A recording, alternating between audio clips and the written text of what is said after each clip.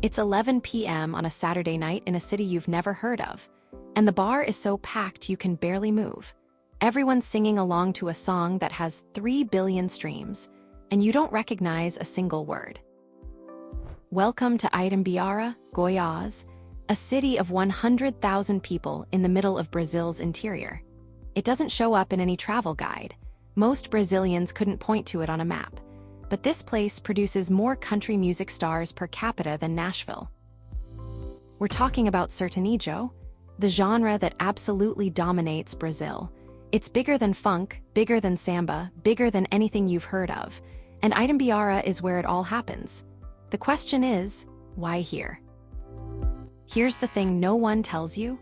Itumbiara didn't plan to become a music capital. There's no conservatory, no record label headquarters, no famous music school.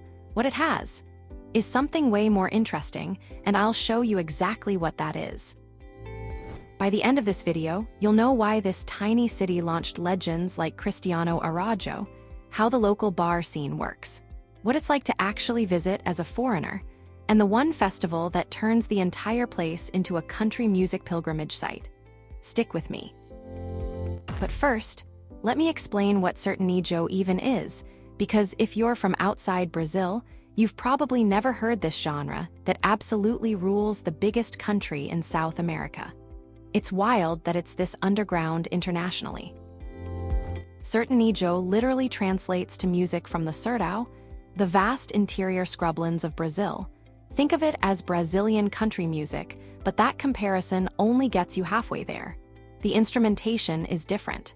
The themes are different. The entire vibe is different. The classic format is a dupla, a duo. Two singers harmonizing, often with acoustic guitars, accordion, viola caipira, that 10-string folk guitar that gives Sertanejo its signature sound. It's romantic, it's nostalgic, it's about love and loss and life in small towns. Super relatable even if you don't speak Portuguese. Now here's where it gets interesting. Sertanejo used to be this rural, traditional thing your grandparents listened to. But in the 2000s, it evolved into Sertanejo Universitario, University Sertanejo. Younger, electric, polished, stadium-ready. That's when it exploded. Suddenly, you had artists filling arenas the size of what Beyoncé plays, selling millions of albums, dominating streaming charts. Artists like Jorge and Matias, Marília Mendonça, who became the most listened to artist in the world on Spotify in 2019. And yes, Cristiano Araújo from Itumbiara. So you're probably wondering, if Sertanejo is this big, why have you never heard of it? Simple, language barrier. Most Sertanejo songs are deeply tied to Portuguese lyrics and Brazilian culture. They don't translate or export easily. It's Brazil's secret soundtrack. Alright, so now you understand what Sertanejo is and why it's massive. Let's get to the real question. Why does a city of 100,000 people in landlocked Goiás state, hours from anywhere famous, produce so many of Brazil's biggest stars? What's in the water here? Here's the first piece of the puzzle: geography. Itumbiara sits almost exactly in the center of Brazil's interior, in a region where Sertanejo culture has always been strong. This is cattle country, agricultural heartland, where the music was born. It's authentic territory. Second piece, the city has a culture of music bars. We're talking dozens of small venues where live music happens every single weekend. Not professional concert halls, just neighborhood bars with a stage, a sound system, and space for maybe 50 people. Grassroots training grounds. These aren't tourist spots. These are local haunts where teenagers form their first duplas, where 20-somethings test new songs on a crowd of friends and strangers, where feedback is immediate and brutal. You either connect with the audience or you don't get invited back. It's a filter. Third factor, mentorship. The city has a tight-knit music community where older, established artists actively coach younger talent. It's not competitive in a cutthroat way, it's collaborative. Everyone knows that Itumbiara's reputation helps all of them if they keep the quality high. And then there's Cristiano Araújo, the local boy who made it massive. Born in Itumbiara, started playing bars here at age 14, became one of the biggest names in Brazilian music in the 2010s, and tragically died in a car crash at age 29. His death shook the entire country, but in Itumbiara, it cemented something, proof that a kid from this small interior city could reach the absolute top. Every young musician here now grows up knowing someone from their hometown did it. That belief is incredibly powerful. So you've got authentic Sertanejo culture, a dense network of live music bars, active mentorship, and the legacy of a hometown hero who proved it's possible. That's the recipe. It's not magic, it's infrastructure and culture working together over decades. Now let's talk about what it's actually like to visit Itumbiara as a foreigner, because I know what you're thinking. Is this even accessible? Is it safe? Will I feel out of place? And most importantly, is the music scene actually something tourists can experience? First things first, Itumbiara is a small, working-class city. It's not set up for international tourism. You won't find English signage, tour operators, or hostels catering to backpackers.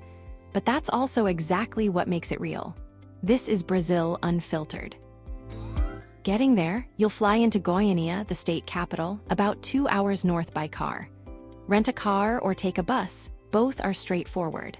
The drive is flat, agricultural, honestly pretty boring scenery-wise, but the roads are decent. Think of it as a road trip into the interior. Accommodation? Your best bet is a simple hotel near the city center. Nothing fancy, think clean, affordable, 3-star places where business travelers stay. Book on booking.com ahead of time. Don't expect boutique charm, but you'll have air conditioning and hot water, which is what matters. Safety: Itumbiara is a small city where everyone kind of knows everyone. Street crime is not a major issue compared to big Brazilian cities. Use common sense, don't flash expensive gear, keep your phone in your pocket, stay aware. But honestly, you'll probably feel safer here than in Rio or São Paulo. Language barrier? Yeah, almost nobody speaks English. Download Google Translate, get a local SIM card for data, and learn a few Portuguese phrases.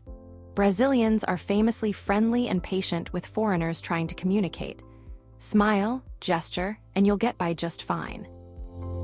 Now here's the magic part: the music bars.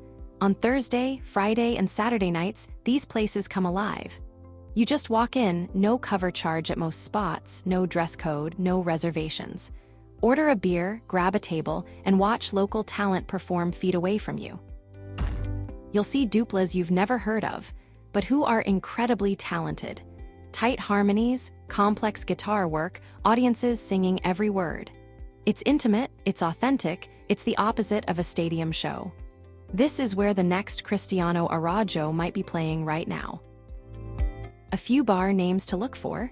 There's O Butico, a classic spot on Avenida Anhanguera with live music most weekends. Caravana Bar is another solid choice. And ask locals for recommendations, they'll proudly point you to whoever's hot that month. Part of the fun is exploring. Food scene: Itumbiara is landlocked, so expect lots of beef, pork, and chicken. The local specialty is empadão goiano, a massive savory pie filled with chicken, sausage, cheese, and heart of palm. It's heavy, it's delicious, and it's everywhere. You'll also find great churrascarias. Budget-wise, Itumbiara is cheap by international standards. A meal at a local restaurant runs about $7 to $12. A beer at a bar is maybe $2. Your hotel is $30 to $40. Transportation is minimal. You can experience the city comfortably on $50 a day. Will you stick out as a foreigner? Yes, but in a good way. Brazilians in smaller cities are curious and welcoming to international visitors. You'll get questions, smiles, maybe someone wanting to practice their broken English. It's friendly attention, not hostile. Lean into it. All right, now let's talk about the event that puts Itumbiara on the national map every single year. The Festival Nacional da Música. This is the one weekend when the entire city transforms, when major stars come back to their roots, and when music dominates everything. The festival has been running for over 30 years. It typically happens in late August or early September. The entire downtown becomes a sprawling concert venue, multiple stages, food stalls, craft booths, and crowds that swell the city's population by double or triple. The format is part competition, part celebration. Up-and-coming artists compete in different categories: traditional Sertanejo, Universitario, regional styles, judged by industry pros and the audience. Winners get recording contracts, radio play, and instant credibility. It's a launching pad. But the real draw is the headliners. Established Sertanejo stars, many of whom got their start in Itumbiara, come back to perform for free or low fees. It's a homecoming, a way of honoring the city that shaped them. The energy is electric. If you're planning to visit during the festival, book your hotel months in advance. The city fills up completely. Expect higher prices, packed restaurants, and a party atmosphere that lasts from Thursday night through Sunday. It's chaotic in the best way. Street food is incredible. Outside festival season, Itumbiara is quieter. But that's when you get the most authentic bar experience. You're not surrounded by tourists or huge crowds, just locals living their lives, and musicians honing their craft in front of people who truly care about the music. Here's something most visitors miss. Itumbiara also has a beautiful riverfront along the Rio Paranaíba. There's a waterfront park, walking paths, and sunset views that are genuinely stunning. It's a nice counterbalance to the music scene, quiet, reflective, natural. Take an afternoon there. The river is also tied to the city's economy.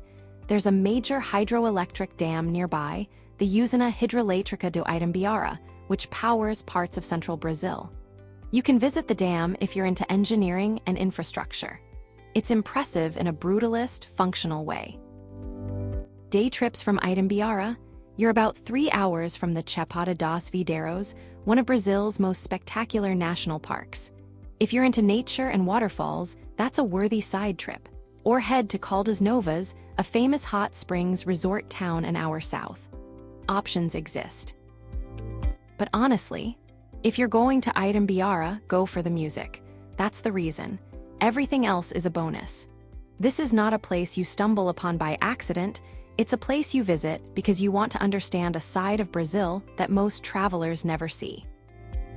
All right, remember at the beginning when I said there's something deeper about why Itumbiara works as a music factory? Here it is.